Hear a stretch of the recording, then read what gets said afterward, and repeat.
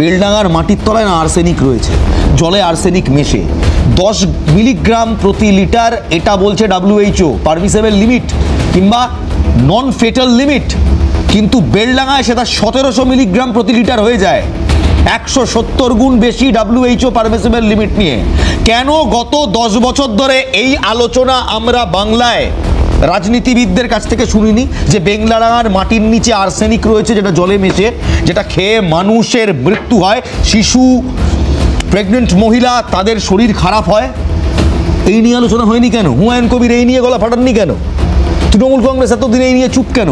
ভারতীয় জনতা পার্টি এই নিয়ে কোনোদিন ফেসবুক লাইভ থেকে শুরু করে প্রেস কনফারেন্স করলো না কেন?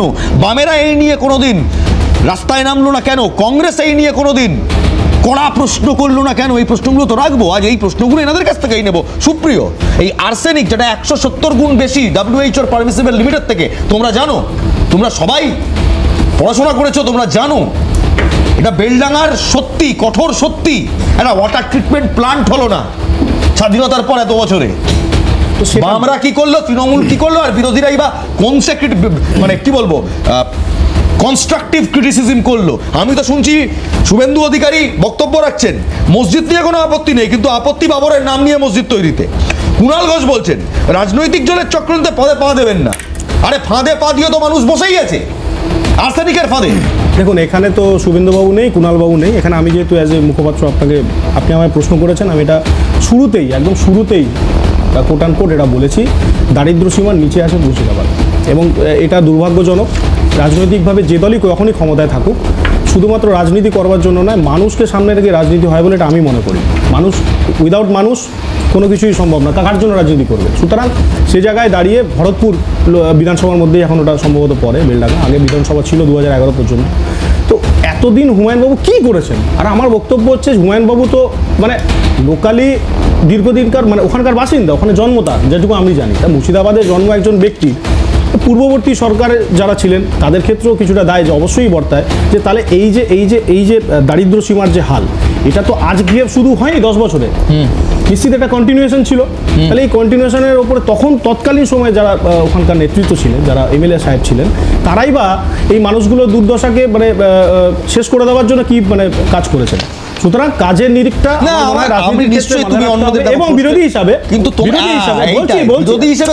বিরোধী হিসাবে আজকে আমি তোমাকে অনেক এটা বলতে পারি যে বিরোধী হিসাবে বেলডাঙ্গাকে আমরা অ্যাড্রেস করেছিলাম কোন সময় জানো? সব থেকে বেশি দাঙ্গার হাঙ্গামার ঘটনা পশ্চিমবঙ্গে যদি সব থেকে বেশি কোথাও হয়ে গিয়ে থাকে লাস্ট 10 বছরের বেলডাঙ্গাতে।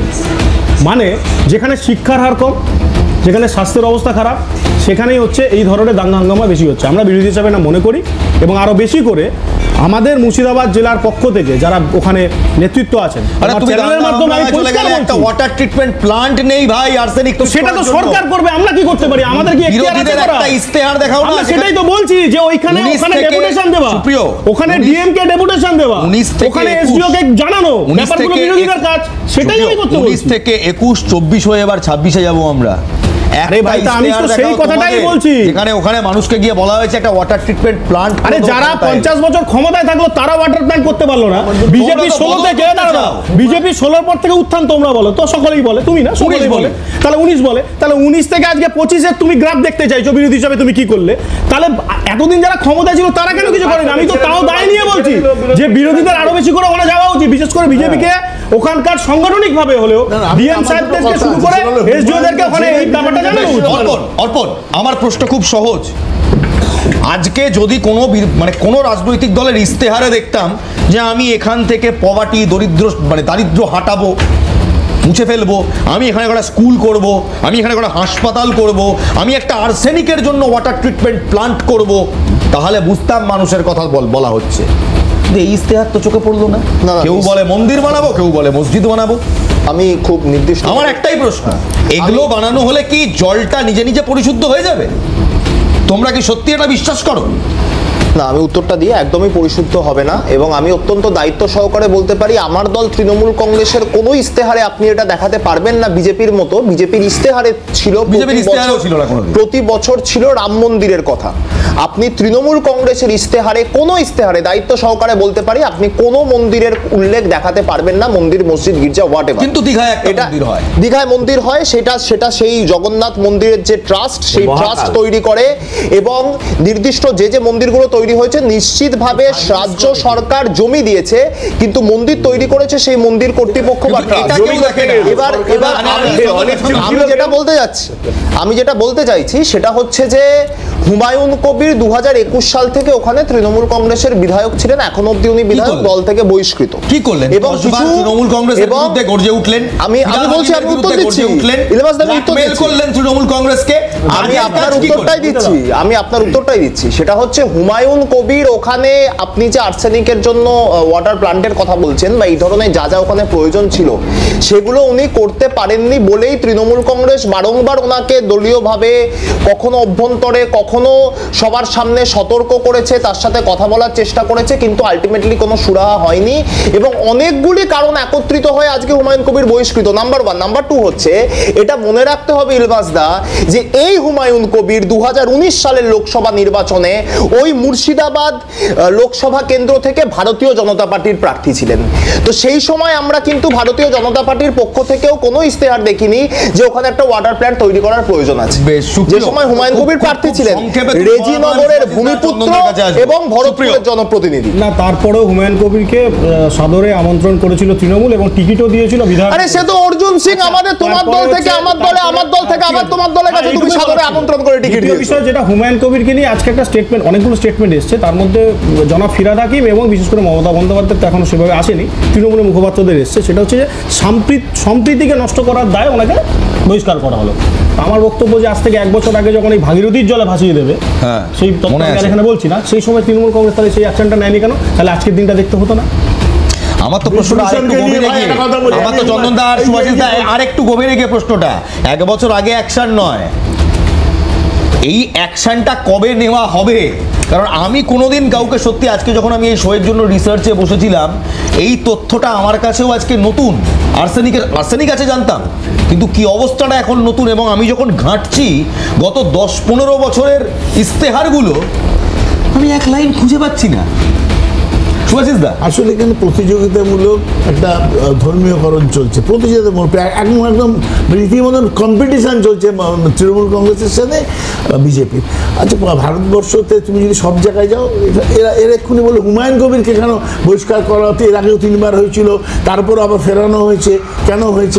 ব্রিজভূষণ নামে বলছে, ব্রিজভূষণের নামে কুস্তিগিররা, মহিলা কুস্তিগিররা বলছে আমাদের যৌন নির্যাতন করা হয়েছে, তারপরেও তাকে প্রধানমন্ত্রী নিয়ে ঘুরছেন। প্রজ্জ্বল রেবেন্না যে 2000 রেপ কেসের আসামি, সেগুলো ভিডিও করেছে, তাকে ভোট দেওয়ার জন্য প্রধানমন্ত্রী অ্যাপিল করছে। আমি বলি, সুতরাং এই বিজেপি, অধীরবাবু ছিল, অধীরবাবু যতদিন ছিলেন ততদিন এই ঘটনা কোনোদিনও ঘটেনি।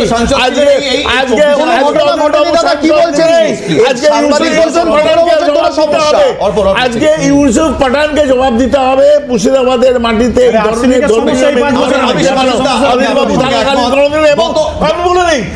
হুমায়ুন কবির কোনদিনও কংগ্রেসে থাকাকালীন এই প্রস্তাবনা নিয়ে আমি সুভাষিস দা আপনার সঙ্গে একমত। গত 1 বছরের খতিয়ান, কাজের খতিয়ান নিশ্চয়ই ইউসুফ পাঠান দেবেন, কিন্তু 2024-এর আগে অবধি তো মুর্শিদাবাদ কার কন্ট্রোলে ছিল? মুর্শিদাবাদে সারা জীবনে রাজ্য সরকার যে কন্ট্রোল করছে তার কন্ট্রোলে মুর্শিদাবাদ ছিল। অধীরবাবু কতদিন এমপি ছিলেন? অধীরবাবু কতদিন?